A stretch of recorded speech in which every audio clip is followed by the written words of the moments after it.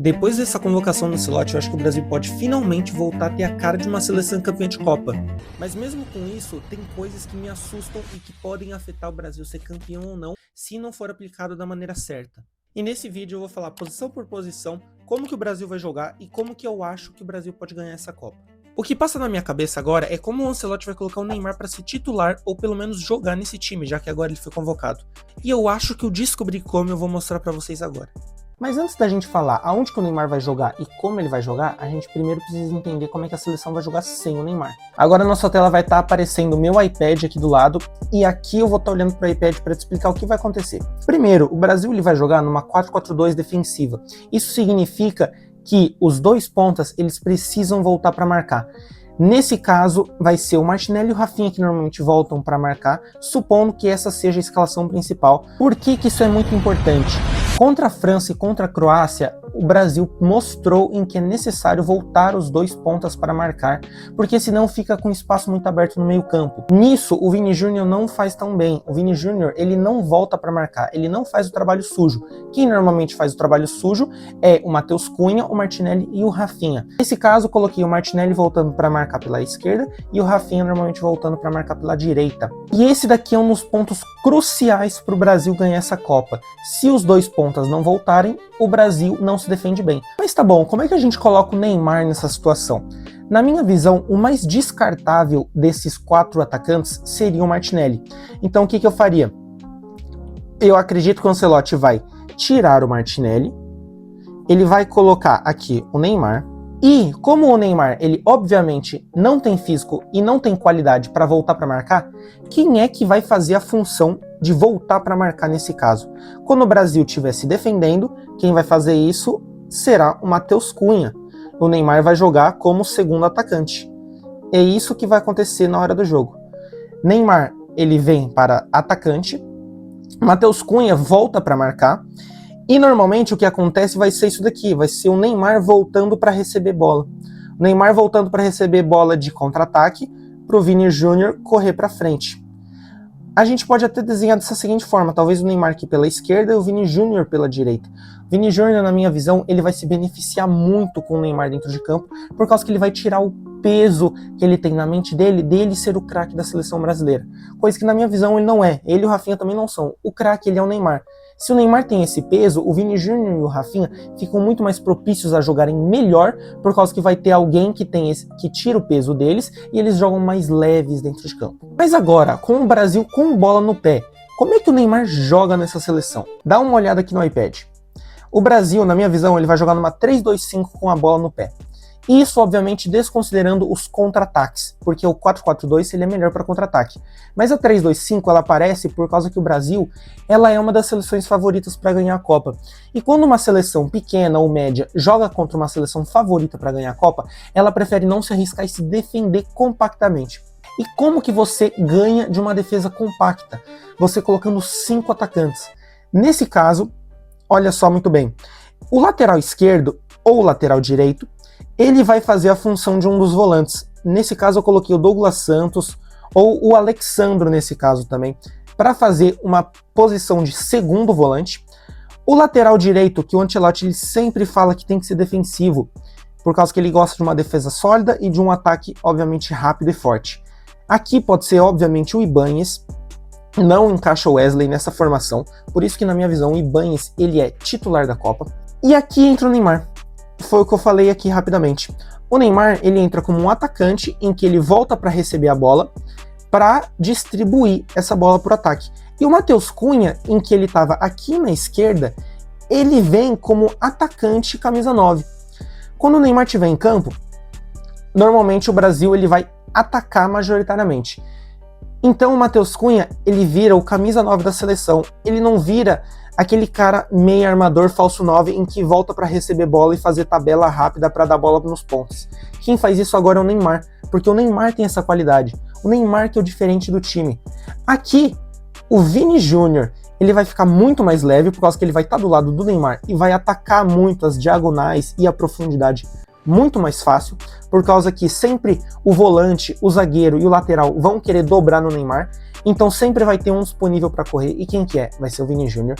Aqui o Rafinha, a mesma coisa, Isso porque o Bruno Guimarães, que seria esse segundo volante, ou também pode ser o Danilo, que vem fazendo essa função muito bem, ele fica mais solto pro ataque. Isso é muito importante, porque eles vão ter que dividir a defesa deles, ou vai sair um zagueiro a mais para marcar esse volante, ou vai ter um volante a mais para marcar esse cara. Tendo um volante a mais para marcar a subida do segundo volante, o que acontece? O Rafinha, ele fica mais livre no 1 contra 1. E o Rafinha no 1 contra 1 ele é perigoso. O Rafinha pode cortar para o meio e vai ter todas essas 4 opções. Ele pode levar para a lateral e vai ter o Matheus Cunha dentro da área. E é assim que o Neymar ele se encaixa na seleção brasileira. Outra coisa que me surpreendeu bastante é a entrada do Lucas Paquetá na seleção. E agora, isso tudo faz sentido com o nome dele. E eu vou mostrar agora. Como vocês podem ver, o que pode acontecer? Esse segundo volante, ele pode ser o Bruno, né? Porém, ele também pode ser o Paquetá. E o Paquetá joga aqui. O Paquetá, ele joga no Flamengo dessa forma. Ele jogou em 2022 também dessa forma. Em 2022 foi o melhor ano, na minha visão, com o Paquetá na seleção, por causa que é a posição dele. A posição dele, ele é um segundo volante e meio armador. O Paquetá não chega para ser o camisa 10 de posição do Brasil. Até porque quem faz isso é o Neymar. Então o Paquetá, ele é meio que um segundo homem de camisa 10. E o que eu acho que vai acontecer? Se o Paquetá estiver dentro de campo, o lateral esquerdo, aqui que deveria ser o Alexandro, ele vai se transformar no Bruno Guimarães. Então eu não ficaria surpreso de que o Ancelotti ele tirasse o Alexandro e colocasse o Paquetá. E aí o Bruno Guimarães ele sai da posição de segundo volante, vai fazer a posição teoricamente também de segundo volante, porém pela esquerda, e a posição dele fica vaga para o Paquetá subir para o ataque. E quando volta, obviamente, aqui na minha visão, quando o Brasil jogar dessa forma, esse zagueiro na esquerda, ele tem que ser o Léo Pereira, por causa que ele é o canhoto, ele que vai fazer a bola chegar na frente, e aí esses outros zagueiros laterais direito tanto faz. E essa, na minha visão, é a forma em que o Brasil vai jogar e ganhar essa Copa do Mundo. Eu tô achando muito interessante o trabalho do Ancelotti na seleção, porque ele traz uma identidade pro time. E que identidade é essa? A identidade é a de se defender muito bem, que nem ele mesmo falou, e se atacar muito bem. Mas como se defende muito bem e se ataca muito bem? Isso é muito fácil de falar. Na defesa, ele sacrifica um lateral direito de ataque, talvez um ala, a gente poderia achar, e coloca um zagueiro de posição. Nesse caso, vai ser o Ibañez, mas deveria ser o Éder Militão. E no lado esquerdo, se vocês não perceberam, ele não tá levando também laterais esquerdos de ataque, ele tá levando laterais esquerdos de defesa. O Alexandro, que vai ser um lateral esquerdo completamente defensivo, ou como um segundo volante quando o Brasil estiver atacando na 3-2-5, também da mesma forma o Douglas Santos. Por isso que, na minha visão, ele não convocou outros laterais esquerdos, como o Carlos Augusto, que vem jogando na Inter, que ele é mais um ala, e também o Matheus Bidu do Corinthians, em que vem sendo provavelmente um dos melhores laterais esquerdos também do Brasil, mas só que ele é muito mais um lateral atacante do que um lateral defensivo, isso é óbvio. E a identidade de ataque, ela é muito clara. Ela é colocar um atacante camisa 9, um atacante em que ele vai ser o falso 9 ou o meio armador, 2 pontas abertos e a subida do segundo volante. Na minha visão, é aí que o Neymar se encaixa. O Neymar ele se encaixa como o camisa 9, falso 9. O camisa 9 de função, ele pode ser tanto o Endrick, que é móvel, tanto o Igor Thiago, tanto o Matheus Cunha, que ele tem 1,85, ele é um jogador muito alto.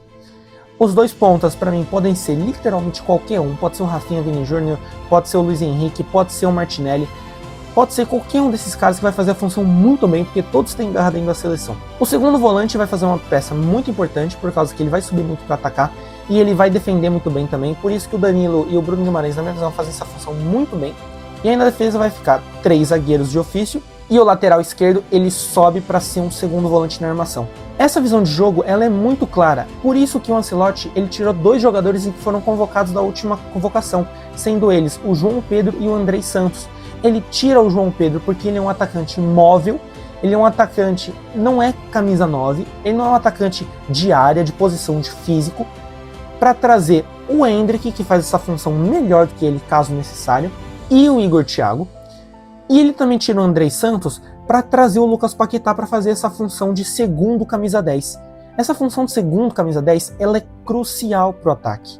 Ela é crucial porque você tira um dos volantes em que estariam marcando de segunda dobra o ponta do mesmo lado e deixa o ponta numa posição muito boa de 1 contra 1.